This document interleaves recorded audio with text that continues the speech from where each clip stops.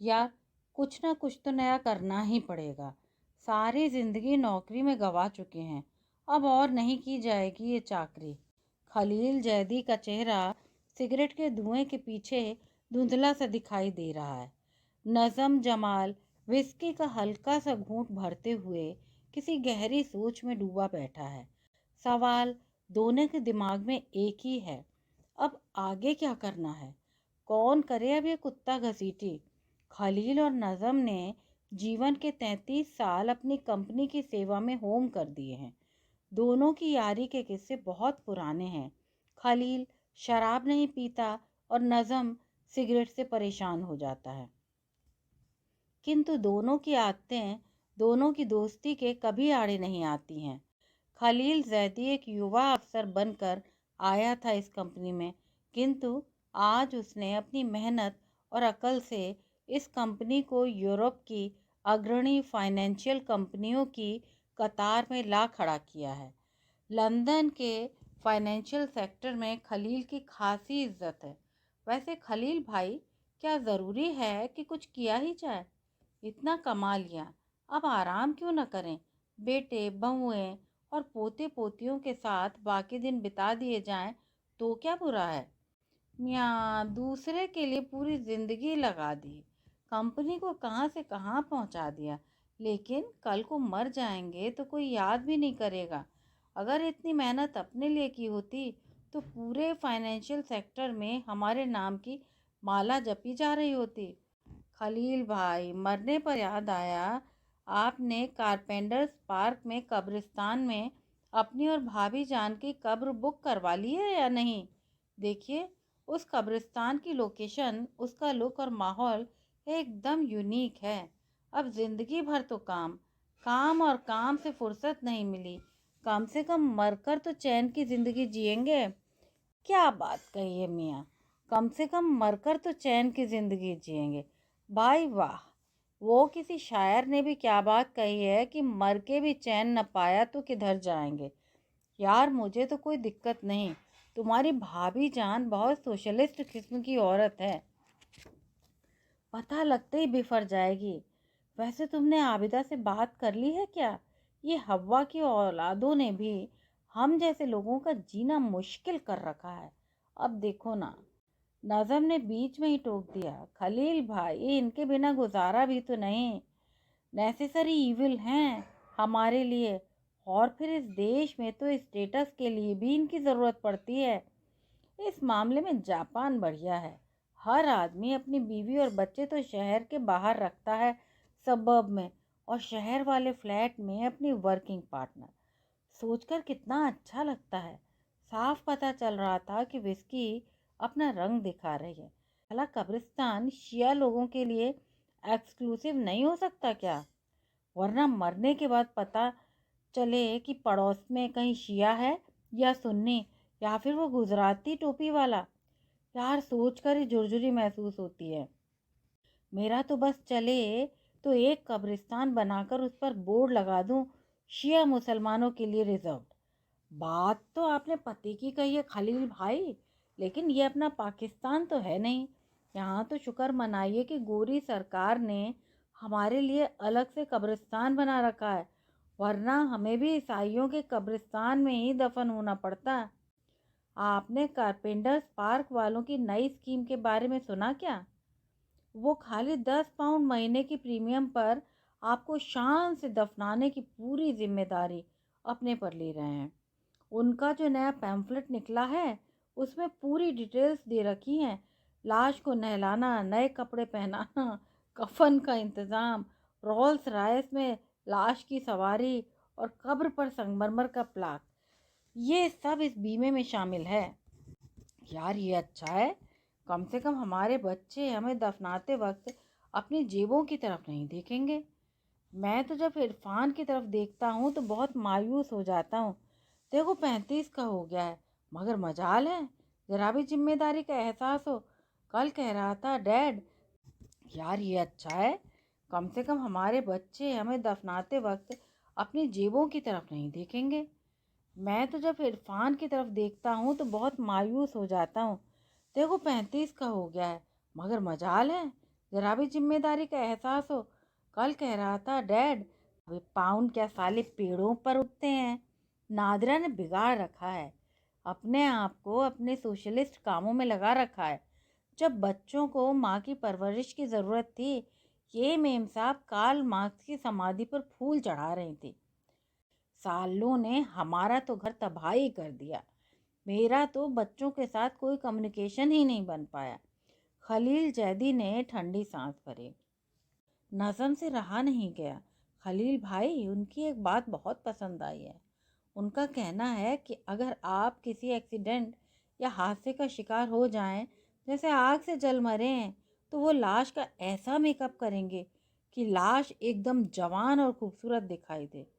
अब लोग तो लाश की आखिरी शक्ल ही याद रखेंगे ना। नादरा भाभी और आबिदा को यही आइडिया बेचते हैं कि वे जब मरेंगी तो दुल्हन की तरह सजाई जाएंगी। यार नज़म, एक काम करते हैं, बुक ही करवा देते हैं 2-2 कब्रें। हमें नादिरा या आबिदा को अभी बताने की ज़रूरत ही क्या है। अरे जब ज़रूरत पड़ेगी तो बता देंगे। क्या बात कही है भाईजान, मज़ा ही आ गया। लेकिन अगर उनको ज़रूरत पड़ गई तो बताएंगे कैसे? बताने के लिए उनको दोबारा जिंदा करवाना पड़ेगा। सुनो, उनकी कोई स्कीम नहीं है, जैसे buy one get one free या buy two get one free? अगर ऐसा हो तो हम अपने अपने बेटों को भी स्कीम में शामिल कर सकते हैं। अल्लाह ने हम दोनों को एक एक ही तो बेटा दिया है। भाई जान, अगर नादिरा भाभी ने सुन लिया तो खट से कहेंगी, क्यों जी, हमारी बेटियों ने क्या कसूर किया है? यार तुम डरावनी बातें करने से बाज नहीं आओगे। मालूम है, वो तो समीरा की शादी सुन्नियों में करने को तैयार हो गई थी। कमाल की बात यह है कि उसे शिया, सुन्नी, आगा खानी, बुरी सभी एक समान लगते हैं। कहती हैं सभी मुसलमान हैं और अल्लाह के बंदे हैं। उसकी इंडिया की पढ़ाई अभी तक उसके दिमाग से निकली नहीं है। मेरठ से दिल्ली तक की बस का सफ़र, रेलगाड़ी की यात्रा और आबिदा से पहली मुलाकात, पहली मोहब्बत, फिर शादी, पूरी जिंदगी जैसे किसी रेल की पटरी पर चलती हुई महसूस हो रही थी। महसूस आबिदा भी कर रही थी और नादिरा भी। दोनों महसूस करती थीं कि उनके पतियों के पास उनके लिए कोई समय नहीं है।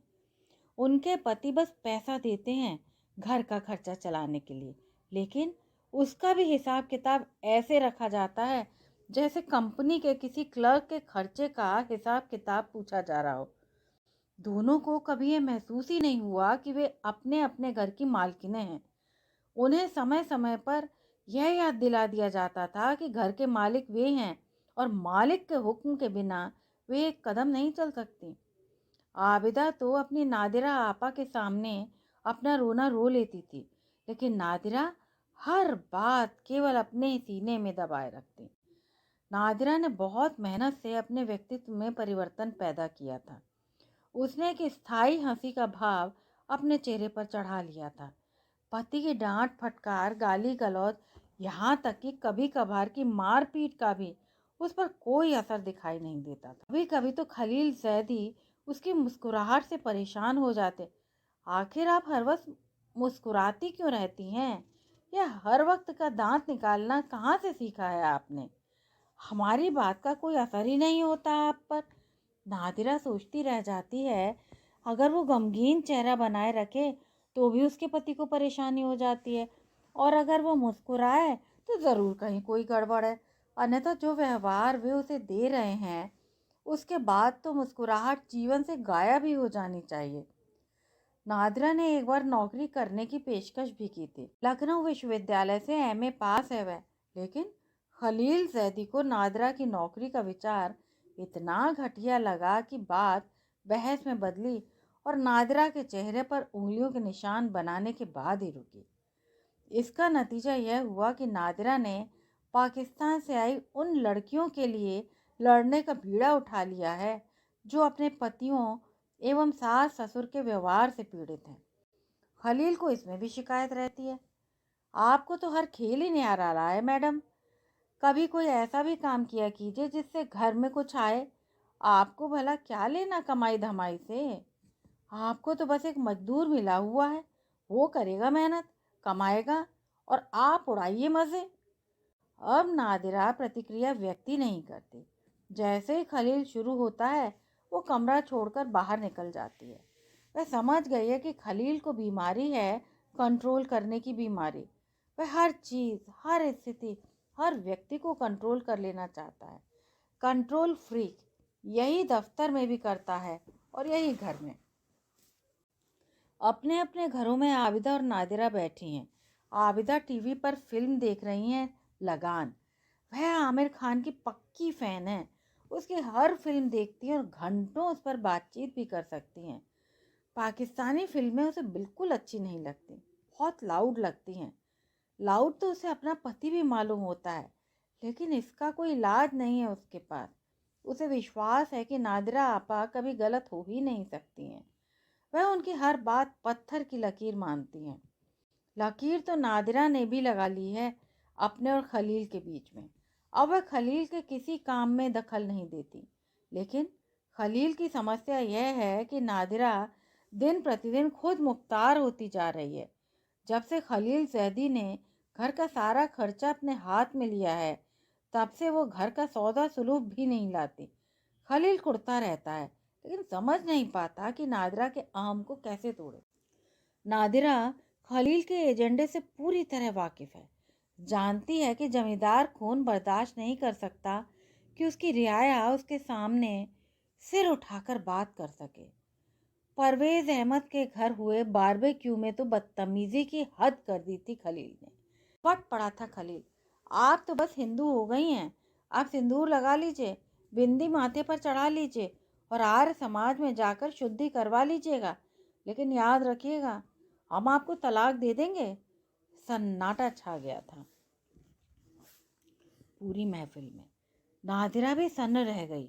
उसने जिस निगाह से खलील को देखा, अपने जीवन में खलील उसकी परिभाषा के लिए शब्द नहीं खोज पाएगा। फिर नादिरा ने एक झटका दिया अपने सिर को और चिपका ली वही मुस्कुराहट अपने चेहरे पर। खलील तिलमिलाया, परेशान हुआ और अंततः चकरा कर कुर्सी पर बैठ गया। महफिल की मुर्दनी खत्म नहीं हो पाई। परवेज शर्मिंदा सा नादिरा भाभी को देख रहा था। उसे अफसोस था कि उसने बात शुरू ही क्यों की। महफिल में कब्रिस्तान की सी चुप्पी छा गई थी। घर में भी कब्रिस्तान पहुंच गया। नादिरा आम तौर पर खलील के पत्र को खोलती, एक बार खोलने का खामियाजा भुगत चुकी है। लेकिन इस पत्र पर पता लिखा था श्री एवं श्रीमती खलील जैदी। उसे लगा जरूर कोई निमंत्रण पत्र ही होगा। पत्र खोला तो हैरान रह गई। अपने घर से इतनी दूर किसी कब्रिस्तान में इतनी पहले अपने लिए कब्र आरक्षित करवाने का औचित्य समझ नहीं पाए। क्या उसका घर एक जिंदा कब्रिस्तान नहीं? इस घर में खलील का नर्क का जल्लाद क्या इसका जल्लाद नहीं है? घबरा भी गई कि मरने के बाद भी खलील के बगल में ही रहना होगा। क्या मरने के बाद भी चैन नहीं मिलेगा? चैन तो उसे दिन भर भी नहीं मिला। पाकिस्तान से आई अनीसा ने आत्महत्या का प्रयास किया था। ऊपर के कमरे में जाकर कपड़े बदलकर नादिरा अब्दुल के पास रसोई में आ गई है। अब्दुल की खासियत है कि जब तक उससे कुछ पूछा न जाए, चुपचाप काम करता रहता है। बस हल्की सी मुस्कुराहट उसके व्यक्तित्व का एक हिस्सा है। आज भी काम किए जा रहा है। नादिरा ने पूछ ही लिया, अब्दुल, तुम्हारी बीवी की तबीयत अब कैसी है और बेटी ठीक है ना? बस एक घंटे भर बाद संगीता होटल से बाहर भी जा चुकी थी। उस घंटे भर में मेहरा अपने आप को 2 बार प्रसन्न कर चुका था और संगीता को कम से कम 50 बार वचन दे चुका था कि जब भी दिल्ली आएगा हमेशा संगीता को ही बुलाएगा। वह चाहता है कि नादिरा इसके लिए उसकी कृतज्ञ रहे। नादिरा तो एक बेडरूम के फ्लैट में भी खुश रह सकती है। खुशी को रहने के लिए महलनुमा घर की ज़रूरत नहीं पड़ती। 7 बेडरूम का घर अगर एक मकबरे का आभास दे, तो खुशी तो घर के भीतर घुसने का साहस भी नहीं कर पाएगी, दरवाजे के बाहर ही खड़ी रह जाएगी। खलील, ये आपने अभी से कब्रें क्यों बुक करवा ली हैं?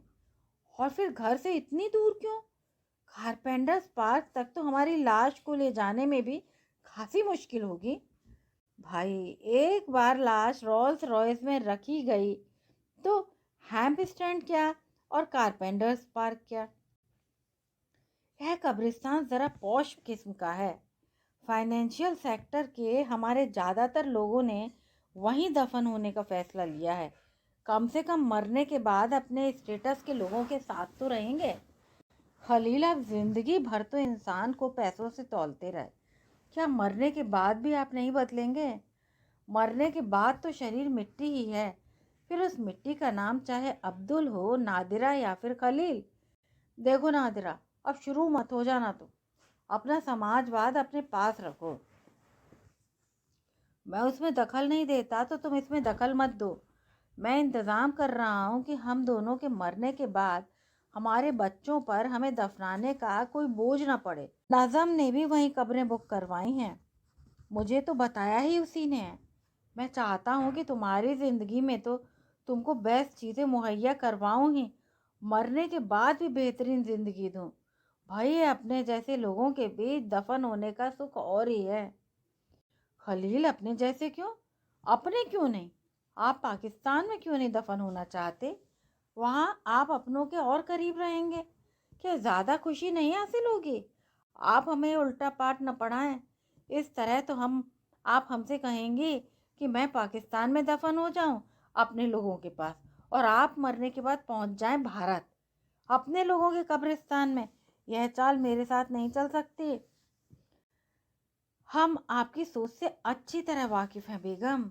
खलील, हम कहे देते हैं, हम किसी 5 स्टार कब्रिस्तान में न तो खुद को दफन करवाएंगे और न ही आपको होने देंगे।